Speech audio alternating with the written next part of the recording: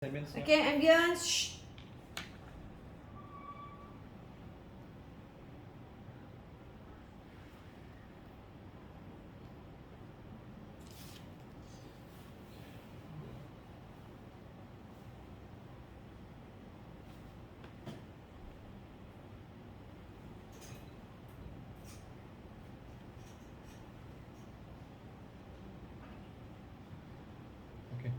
Kerusi goyang. Aisyah, kerusi jangan goyang-goyang Dayan, your phone masih boleh dengar sikit Dayan. Tolong tutup. Pakai earpiece lah. Pakai earpiece Dayan. Okay, silent everybody. And action. Assalamualaikum warahmatullahi wabarakatuh. Tak ada tepuk-tepuk ya? Tak tepuk. Tak tepuk lupa, Okay, tak. okay.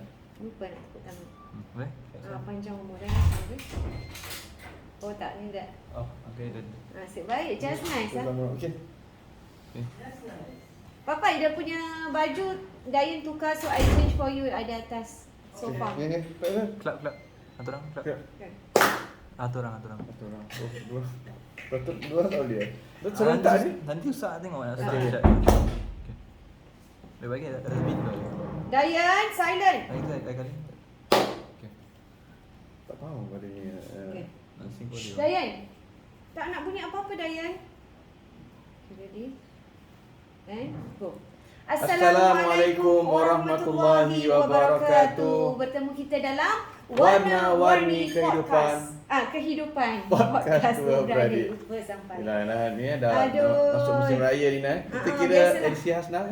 Edisi khas kita ni dibuat semasa raya Bayus. Tapi sebenarnya ni akan yang keluarkan ni pada Minggu ketiga lah. dah Minggu Bayus. ketiga. Raya. Tapi sekarang kita minggu pertama lagi ni sebenarnya. Masih semarak-semaraknya. Masih semarak. Lepas tu kita pakai baju lawa hari Dengan ni. siap berbaju raya ni, kalau nampak kita ni, kita siap berbaju Melayu. Memang akan nampak nah, sebab kita sekarang dah boleh Kita post juga, ditonton juga di YouTube ni nah. Di YouTube. Jadi orang nampak lah. Ya betul lah Bayus.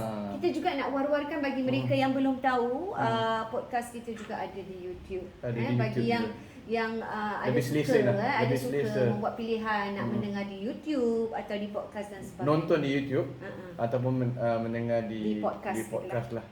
Jadi sebab tu kita sekarang dah recording dah tak boleh pakai serba-serbi nah. Tak boleh. Tak boleh. Dulu pakai baju kelawar. Tak adalah. Dulu pun kita bersiap sedia juga. Siap-siap juga. Okey, Cuma kena tengok cermin lebih sikit lah. Sebab dah nak keluar kat Kan, YouTube dah ni, nampak YouTube dah tak boleh ni. Dan Abis dah cakap pasal musim raya ni, kita juga nak bercerita lah tentang jiran-jiran. Betul, Jiran-jiran yang datang berkunjung. Tapi kita tak cakap tentang perkunjungan hari raya. Kita nak bercakap bersambung tentang topik kita yang kemarin tentang Abayus. toksik nah. Toksik. Tentang ibu, tentang ipar. Betul lah Bayus. Nampaknya dapat banyak sambutan juga tentang banyak yang nak tahu kan. nak tahu kena dengan diri mereka lah. Betul lah. Masih lagi Bayus ramai yang melaluinya. Ipar dua yang toksik. Dan kali ni kita nak cakap tentang jiran ya Bayus.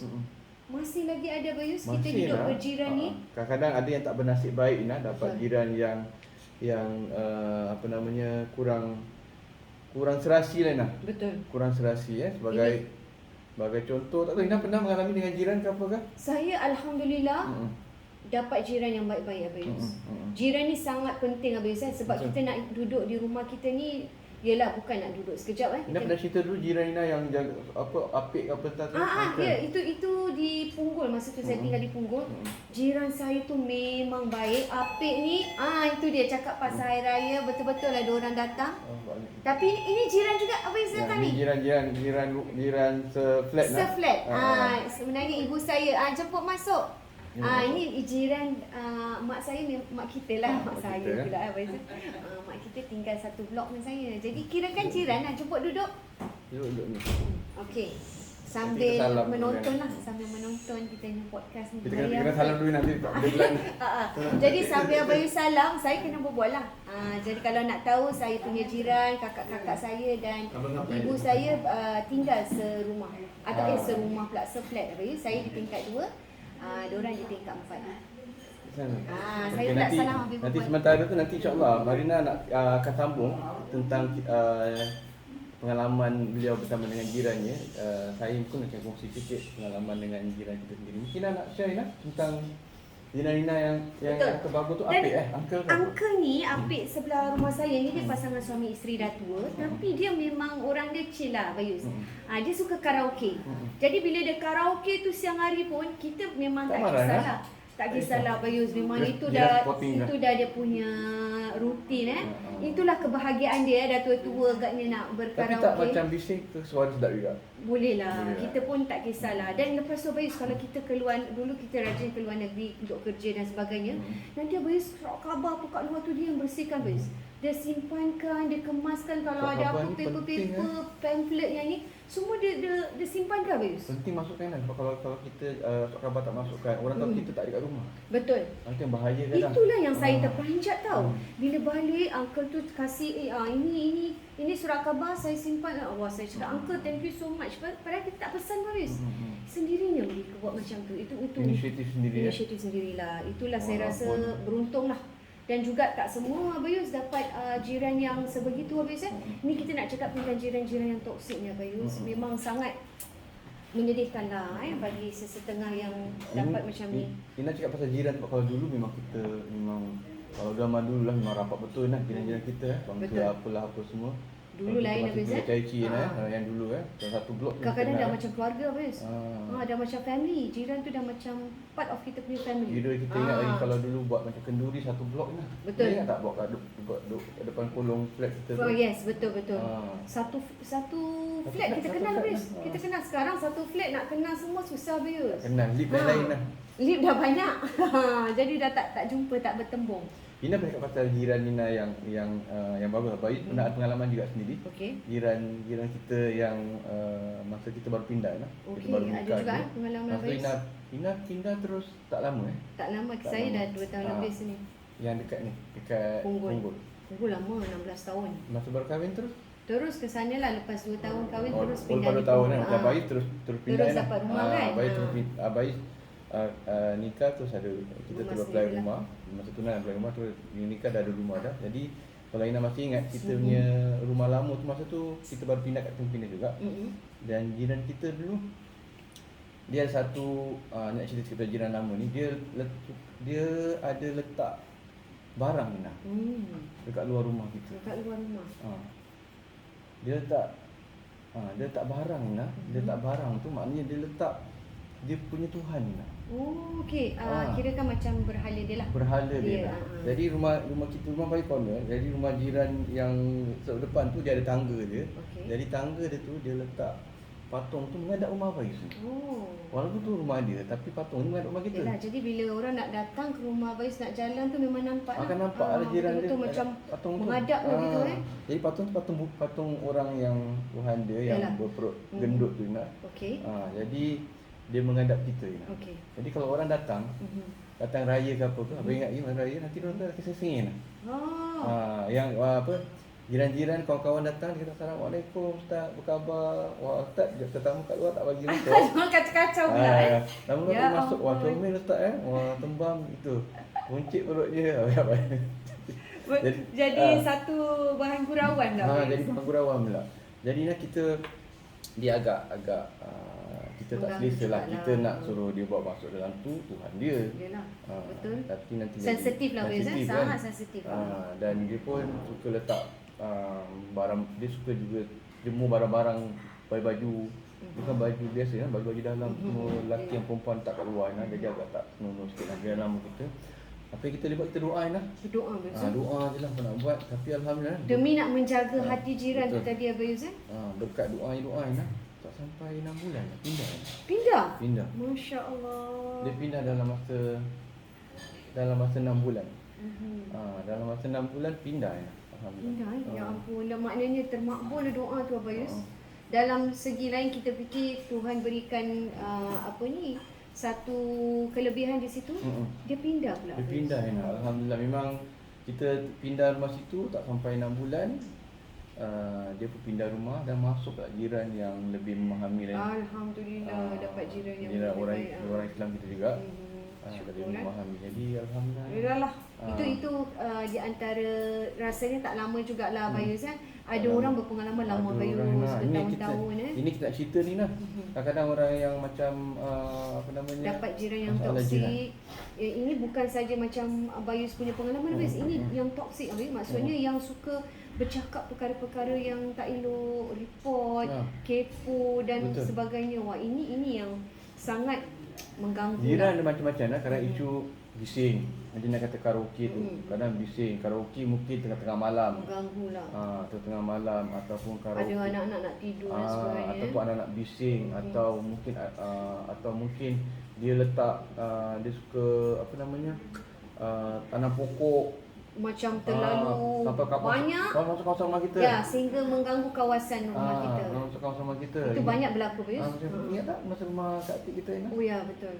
Kita ada ada satu rumah kakak kita dan rumah tu rumah memang tu dia jarang jarang pergi. masuk sebab dia tinggal rumah mak kita. Jadi kan. agaknya dia pun ambil peluang lah. Dia jarang dia tak ada barang sampai ke rumah orang. Sampai ke rumah orang.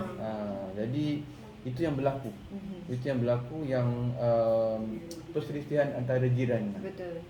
Nanti dah tak sedap lah berselisih faham, dah tak berbual, dah bermasam muka, itulah masalahnya. Jadi ini lah kita nak cakap pasal jiran ni kadang-kadang bila ada satu antara perkara yang berlaku nak di samping kes-kes yang bayi dapati, kadang-kadang bukan sahaja kes-kes rumah tangga, kadang-kadang kes persengketaan rumah tangga kerana jiran ni. Sebenarnya pasangan tu tadi baik-baik saja, tapi kerana toksik jiran ni tadi, pasangan ni boleh jadi bergaduh Bayus, boleh bertelingkah. Dan macam Bayus ada cerita, mungkin Abang boleh share juga tentang ada kes benar yang boleh melibatkan isu rumah tangga Bayus sampai nak berpisah dan sebagainya. Sebab kadang-kadang jiran kita ni, diorang macam tak ada orang nak kita rumah anak-anak bising pun jiran-jiran buat tak kisah. Macam nak macam tadi Abang Izzah, dia tak buat patung dia gitu, kita pun suka tak suka, kita pun yalah nak buat macam mana. Ada orang kadang bising-bising pun kita diam. Tapi ada orang tak nak. Ada orang komplain lah. Ya, ada tahap yang berbeza-beza lah Bayus. Ada tak boleh tahan. Jadi ada juga macam melampau pula komplain dia. Tak boleh bising sikit. Itu dah melampaui batas pula. Jadi apa berlaku kadang-kadang bila satu kes ni dia bising sikit je dia komplain sampai berlaku persengketaan rumah tangga. Sebab yang si pasangan ni dia akan rasa bila jiran dia komplain dan jiran dia pula buat macam dia stres habis. Buat kacau buat macam rosakkan barang-barang kat kawasan depan rumah dia, vandalism ni lah. Jadi dia jadi sampai buat bising-bising, dia balas balik. Gegar-gegar bilik apa rumah ke apa ke.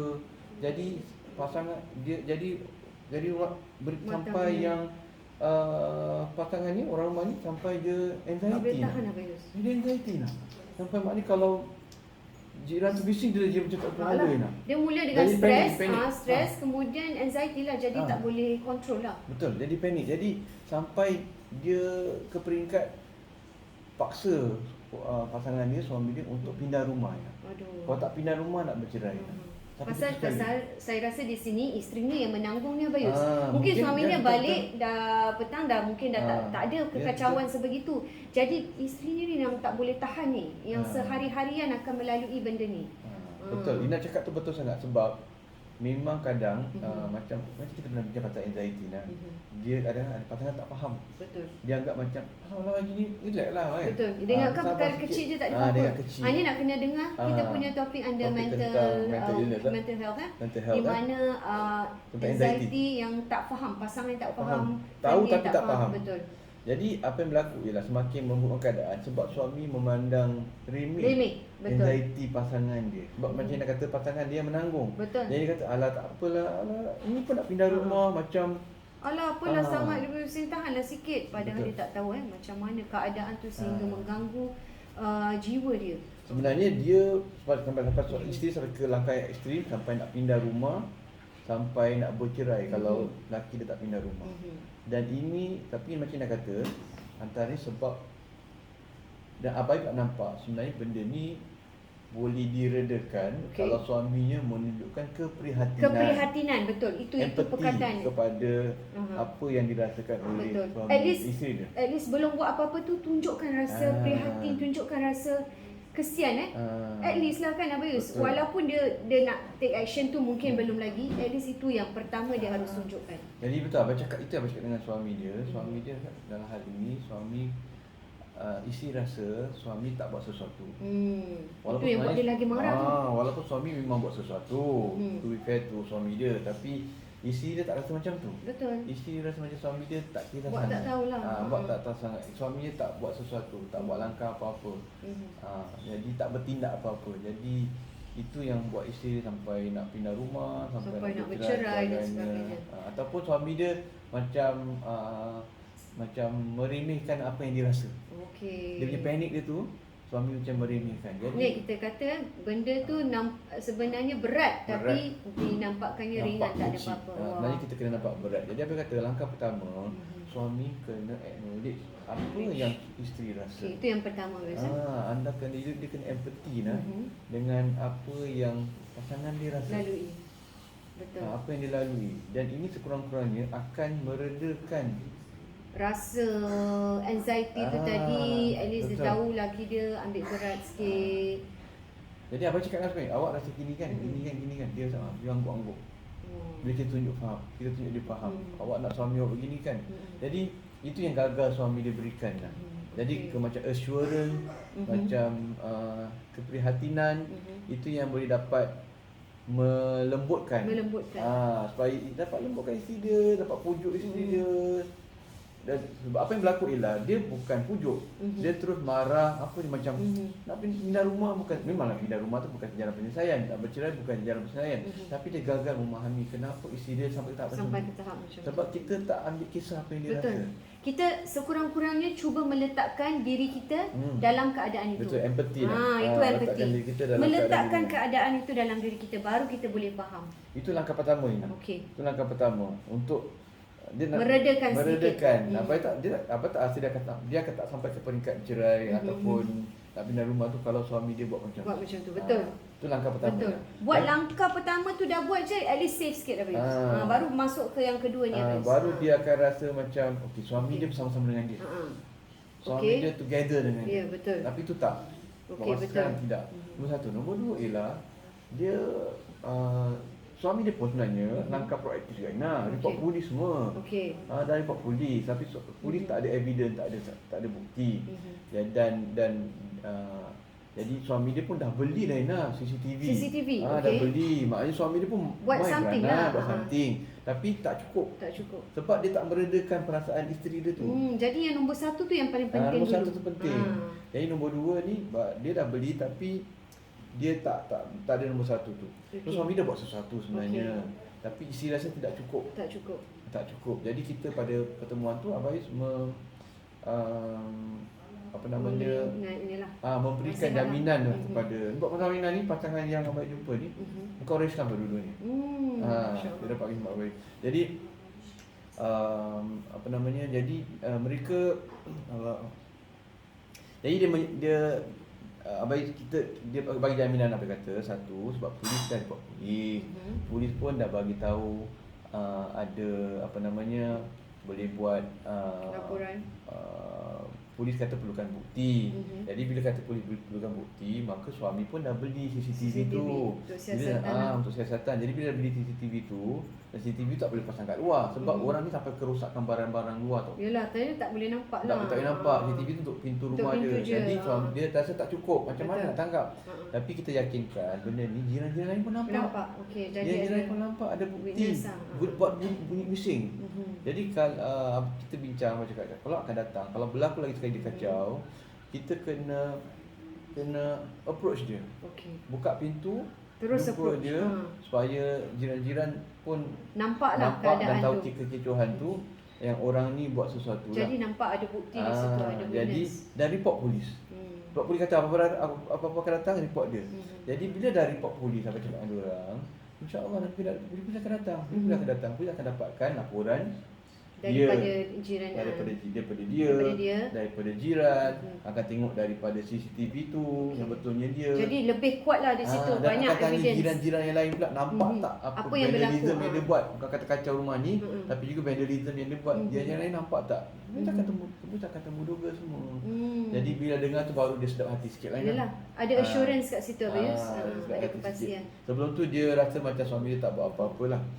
Dan seterusnya seterusnya nak seterusnya nak apa cakap dengan diorang juga, langkah yang boleh lakukan ni mungkin untuk makluman para pendengar kita juga. Apa yang kita boleh lakukan juga, kalau berlaku konflik ni, kita boleh dapatkan bantuan mediation center lah, Singapore Mediation Center. Ini yang saya nak tahu ni. Jadi memang wujud Abayus ada mediation center ni, dia dipanggil mediator. Kalau kat syariah aku pun ada mediator, tapi dekat Singapore Mediation Center ni pun dia ada dia macam kaunselor juga, okay. tapi dia panggil mediator sebab dia jadi pengantara. Okay. Dia jadi orang tengah. Dia jadi orang tengah untuk nak selesaikan konflik di antara kedua pihak. Okay. Biasanya di antara jiran-jiran. Polis kadang-kadang akan nasihatkan awak kena jumpa mediator. Sebab kadang-kadang polis tak boleh nak charge lah. Polis tak boleh macam nak tangkap ke apa ke sebab tak cukup kuat. Jadi mediator ni Dia sangat membantu. Just gaduh benda-benda remeh macam pokok lah apa. Takkan polis nak tangkap sebab dia tangkap pokok. Kerana pokok gitu je. Jadi dia akan. Jadi mediator ni adalah menguatkan lagi lah apa komplain dan sebagainya daripada apa yang mediator ni ialah untuk cuba menyelesaikan masalah kedua pihak. Sebab apa nak? Dia gini nak. Bila diorang tu ada konflik ada jiran. konflik. Katakan jiran tu memang jiran yang buat hal tu.